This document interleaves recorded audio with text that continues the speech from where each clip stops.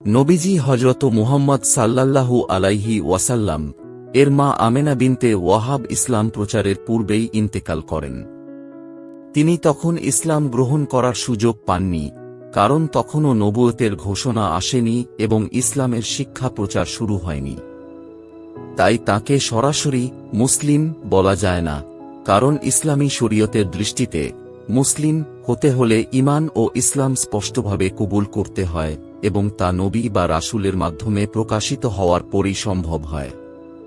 তবে ইসলামে একটি গুরুত্বপূর্ণ ধারণা আছে, তা হল আহলুল ফিতরাহ।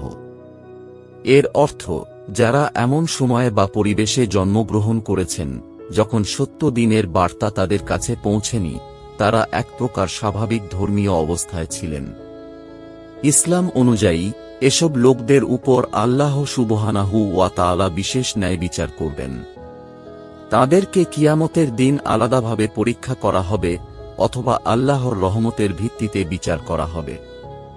আমেনা এই আহলুল ফিতরাহর অন্তর্ভুক্ত ছিলেন বলে অধিকাংশ আলেম মত প্রকাশ করেছেন। কিছু দুর্বল বা জাল হাদিসে আমেনার পরিণতি নিয়ে আলোচনা থাকলেও নির্ভরযোগ্য ও স্বীকৃত হাদিসসমূহ থেকে নিশ্চিত কিছু বলা যায় না। রাসূল নিজেও তাঁর পিতামাতার পরিণতি সম্পর্কে সরাসরি কিছু বলেননি, যা সহিহ সূত্রে প্রমাণিত। অতএব ইসলামের মূলনীতি অনুযায়ী এই বিষয়ে চূড়ান্ত রায় দেওয়া থেকে বিরত থাকাই নিরাপদ ও উত্তম।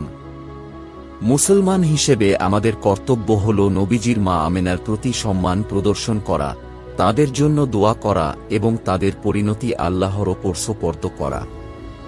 আল্লাহর দয়া অশেষ, তাঁর বিচার পরিপূর্ণ ন্যায়ভিত্তিক। যেহেতু তিনি সকল কিছুর চূড়ান্ত জ্ঞান রাখেন, তাই আমরা যেন এমন বিষয়ে কথা না বলি যা স্পষ্টভাবে কুরআন ও সহিহ হাদিসে প্রমাণিত নয়।